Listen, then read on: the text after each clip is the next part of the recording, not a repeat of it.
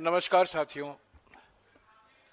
20 तारीख को नेता प्रतिपक्ष लोकसभा और नेता प्रतिपक्ष राज्यसभा ने माननीय प्रधानमंत्री को 21 पेज का एक खत लिखा है। ये है, दोनों नेताओं ने ये खत लिखा है और ये विषय है जाति जनगणना को लेकर। ये खत की कॉपी आपको मिल जाएगी। ये कांग्रेस पार्टी की तरफ से तीसरा खत है प्रधानमंत्री को। पहला खत 16 अप्रैल 2023 को कांग्रेस अध्यक्ष मल्लिकार्जुन खड़गे जी ने प्रधानमंत्री को लिखा था जाति जनगणना को लेकर।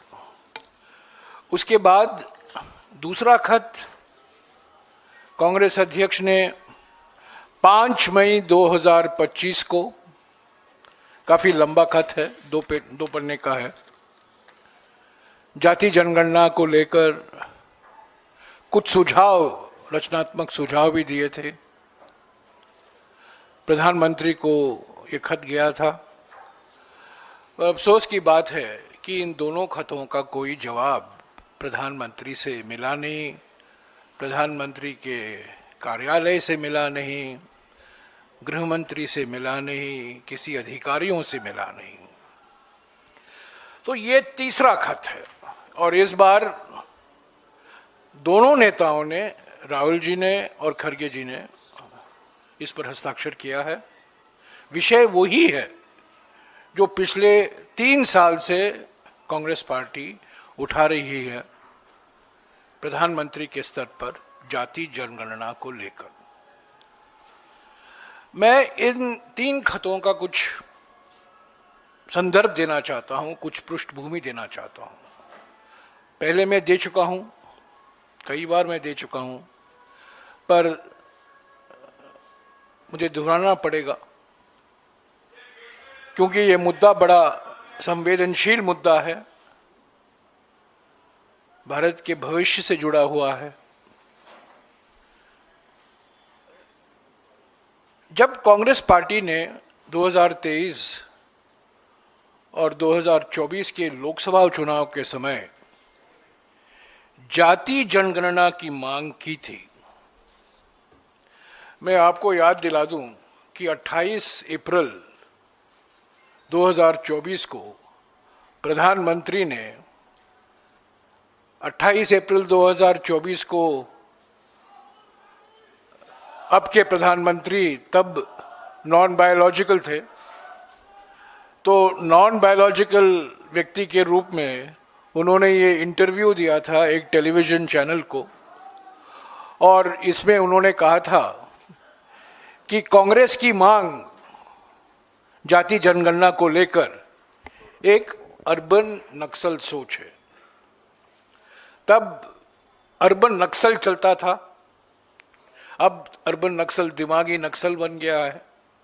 पर 28 अप्रैल 2024 को प्रधानमंत्री ने इस सोच को अर्बन नक्सल सोच कहा था। पर 30 अप्रैल 2025 को अचानक, आपको याद होगा, 22 अप्रैल 2025 को पहलगाम पर आतंकवादी हमले हुए थे। सारा देश शोक में था। अचानक 30 अप्रैल 2025 को मोदी सरकार घोषणा करती है कि 2027 की जनगणना जाति जनगणना हो गई।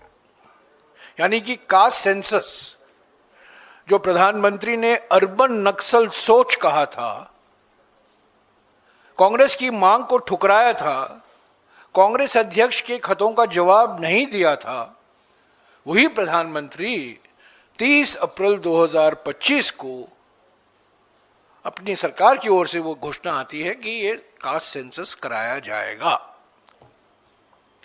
और उसी के वजह ठीक 4 दिन बाद, 5 दिन बाद खड़गे जी, कांग्रेस अध्यक्ष ने उनको खत लिखा जिसका मैंने जिक्र किया है। उन्होंने सुझाव दिया कि हम स्वागत करते हैं कि आपने अपना मन बदला है, कि आपकी भी सोच अभी अर्बन नक्सल सोच हो गई है, तो हम आपको अर्बन नक्सल सोच वाले समूह में आपका स्वागत करते हैं, पर ये हमारे 3-4 सुझाव हैं और ये खत भी आपको पहले ही डिस्ट्रीब्यूट हो चुका है, पर फिर से मैं आपको दे दूंगा। तो तब से लगातार बातचीत चल रही है, मांग हो रही है हमारे ओर से कि सभी दलों से बातचीत कीजिए, सभी सरकारों, राज्य सरकारों से बातचीत कीजिए, सुझाव लीजिए और ठीक तरीके से सामाजिक न्याय के मकसद को मद्देनजर रखते हुए ठीक तरीके से जाति जनगणना कैसे कराया जाएगा उस पर विचार प्लीज कीजिए। पर अफसोस की बात है कि सरकार की ओर से इस विषय पर, इस मांग पर मौन व्रत रखे हुए थे, किसी ने बात नहीं की, किसी भी राज्य सरकारों से बात नहीं हुई जाति जनगणना को लेकर, किसी भी राजनीतिक दल, किसी भी विशेषज्ञों से बात नहीं हुई और ये जाति जनगणना की शुरुआत अभी 14 अगस्त 2026 को ये नोटिफिकेशन आता है गृह मंत्रालय का कि 40 सवाल पूछे जाएंगे 2027 के जनगणना में 40 सवाल पूछे जाएंगे पॉपुलेशन को लेकर और 10वां सवाल जाति से जुड़ा होगा। यानी कि 40 सवाल हैं, उन 40 सवालों से में 10वां सवाल जाति से जुड़ा हुआ होगा और इससे जो जानकारी हासिल की जाएगी वो जाति जनगणना कहलवाएगा। ये अभी 14 अप्रैल 2026 को गृह मंत्रालय से ये नोटिफिकेशन निकाला गया। तो बिल्कुल साफ है कि मोदी सरकार और प्रधानमंत्री का कोई इरादा नहीं है ईमानदारी से, ठीक ढंग से ये जाति जनगणना कराया जाए। इनकी कोई मंशा नहीं है। इसको एक तरीके से आप कह सकते हैं सेल्फ सबोटाज है। खुद इसको बेमतलबी जनगणना बना रहे हैं।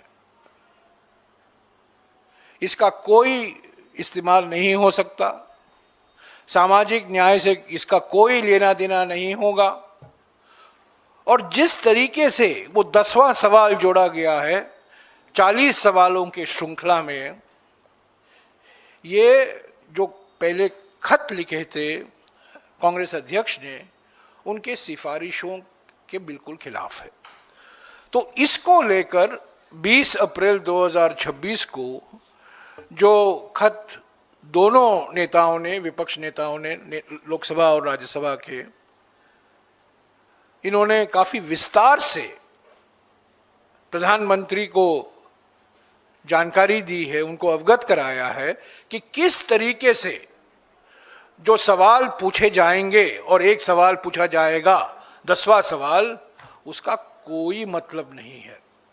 ये जाति जनगणना नहीं है, ये धोखा है, विश्वासघात है और जानबूझकर जाति जनगणना को ठंडे बक्से में डाला जा रहा है। और 2 मांगे इन दोनों नेताओं ने की अपने खत में, जो आप पढ़ेंगे। 2 अक्टूबर 2023 को बिहार में तत्कालीन सरकार ने, जब नीतीश बाबू महागठबंधन के मुख्यमंत्री थे, 2 अक्टूबर 2023 को बिहार के जाति सर्वेक्षण के नतीजे प्रकाशित किए गए थे और 4 फरवरी 2025 को तेलंगाना के जाति सर्वेक्षण के नतीजे प्रकाशित किए गए थे और राहुल जी और खरगे जी की मांग प्रधानमंत्री से ये है इस खत में कि जिस तरीके से बिहार में और जिस तरीके से तेलंगाना में जाति सर्वेक्षण कराया गया था, उसी के आधार पर राष्ट्रीय स्तर पर 2027 का जो जनगणना है, जिसकी शुरुआत अभी अभी हुई है, उसी तरह आप यही मेथडोलॉजी, यही प्रणाली अपनाएं। अभी भी वक्त है प्रधानमंत्री को सुधारने के लिए, क्योंकि ये जाति जनगणना अभी लद्दाख, हिमाचल प्रदेश, जम्मू और कश्मीर और उत्तराखंड के कुछ इलाकों में शुरू हुआ गया है।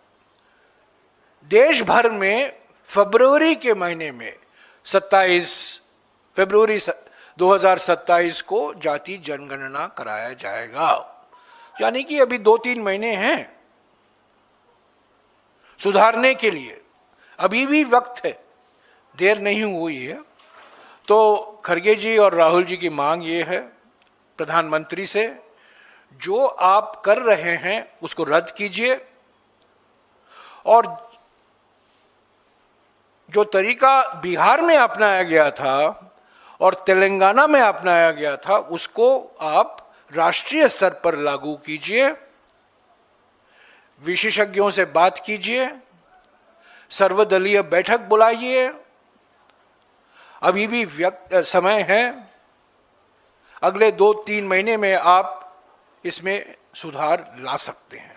अगर आप ईमानदारी से सामाजिक न्याय में विश्वास रखते हैं, जो हमारे संविधान के प्रीएम्बल में सोशल जस्टिस का जिक्र किया गया है, और हमारे संविधान जो आरक्षण प्रावधान है वो जनसंख्या से जुड़े हुए हैं।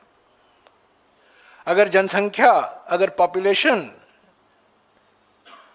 जाति जनगणना सही ढंग से नहीं कराया जाएगा तो आरक्षण के जो स्तंभ हैं वो मजबूत नहीं हो सकते। तो रचनात्मक सुझाव दिया गया है राहुल जी और खरगे जी की ओर से। हम उम्मीद करते हैं कि इस खत का वो नजरअंदाज नहीं करें और जो सुझाव दिए गए हैं, बिहार और तेलंगाना में जिस तरीके से जाति जनगणना कराया गया था, उसी तरीके से राष्ट्रीय स्तर पर 2027 का सेंसस भी कराया जाए, यही हमारी मांग है। ये कांग्रेस पार्टी की मांग नहीं है, सिर्फ हमारी मांग नहीं है। प्रधानमंत्री को जानकारी है कि नहीं मुझे मालूम नहीं, पर 21 सितंबर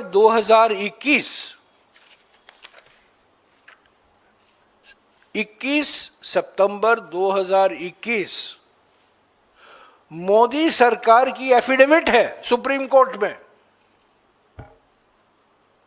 कई लोगों को जानकारी नहीं है, गृह मंत्री को जानकारी है कि नहीं मुझे पता नहीं, गृह मंत्रालय के अधिकारियों को जानकारी है कि नहीं पता नहीं, क्योंकि ये एजुकेशन मिनिस्ट्री की ओर से ये एफिडेविट फाइल किया गया था।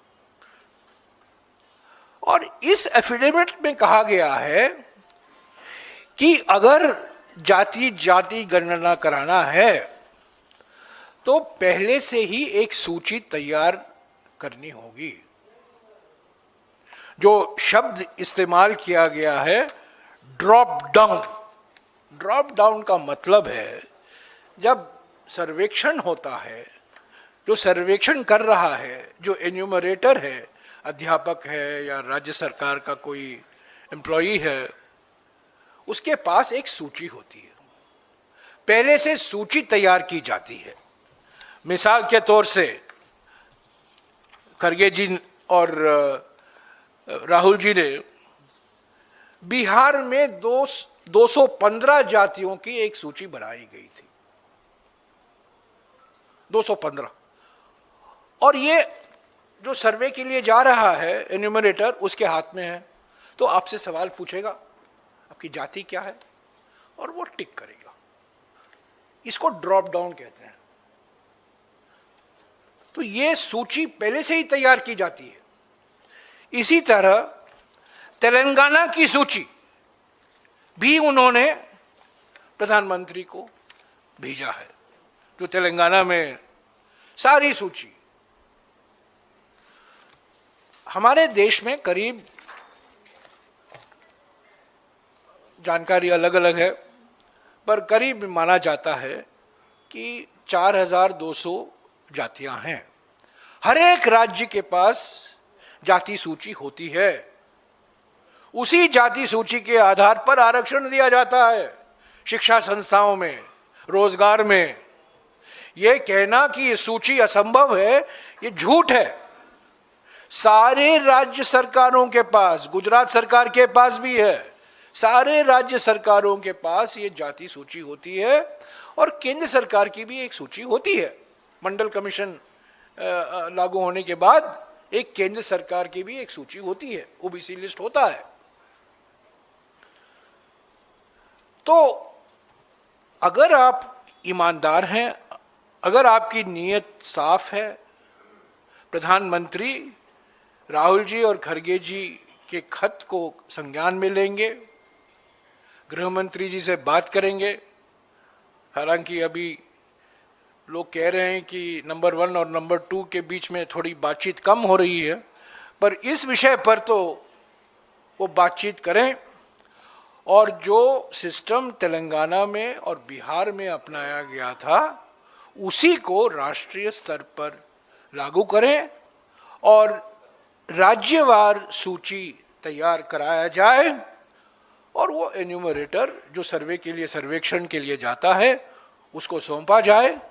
ये बड़ा आसान काम है, इसमें कोई कठिनाई नहीं है। सूची तैयार है, विशेषज्ञ हैं, 2 दिन का काम है, आपको राज्यवार सूची मिल जाएंगे। पर आपकी नीयत साफ होनी चाहिए, मन साफ होना चाहिए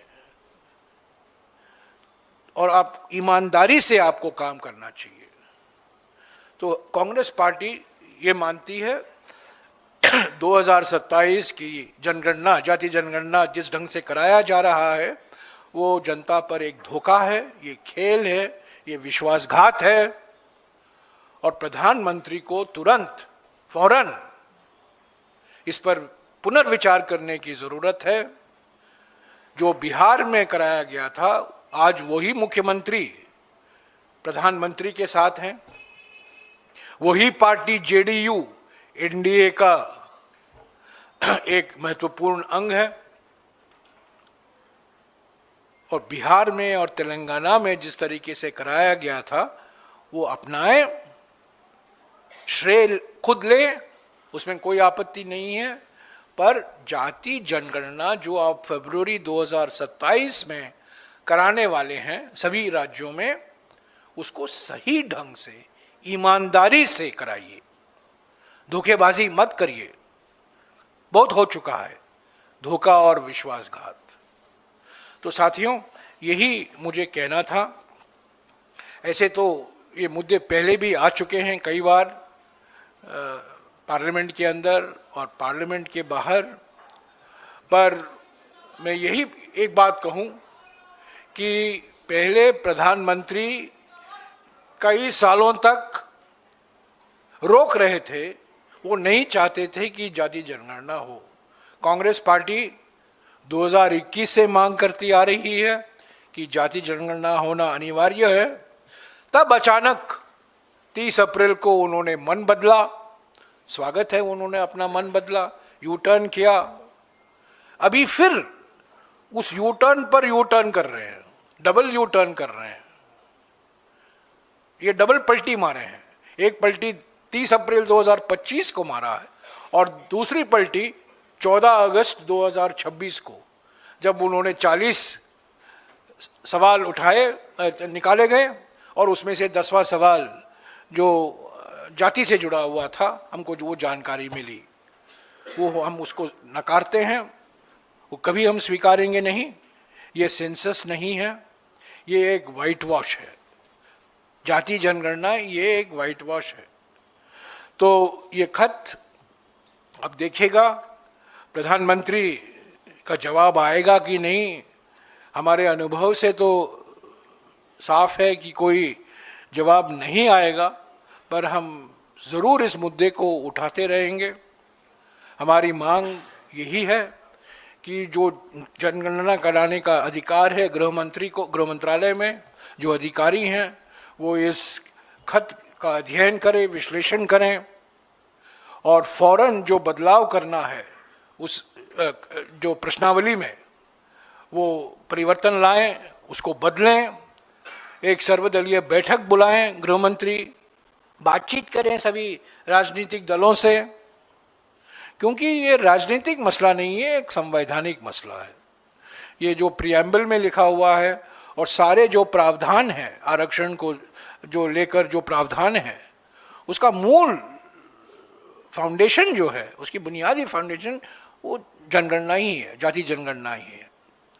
तो वक्त आ गया है कि हम इसको प्रधानमंत्री को, गृह मंत्री को इसको गंभीरता से लेना पड़ेगा। और जो इन्होंने अभी लद्दाख और हिमाचल में जो करा रहे हैं, ठीक है, यहाँ तो अभी वो रोक नहीं सकते, पर सारे देश में और 4-5 महीने हैं, अभी भी वक्त है। हम उम्मीद करते हैं कि जो सुझाव दिए गए हैं रचनात्मक सुझाव हैं। बिहार और तेलंगाना से जो काम पहले हो चुका है उसी को हम चाहते हैं कि वो राष्ट्रीय स्तर पर हो। हम उम्मीद करते हैं कि प्रधानमंत्री इस खत को गंभीरता से लेंगे। शुक्रिया।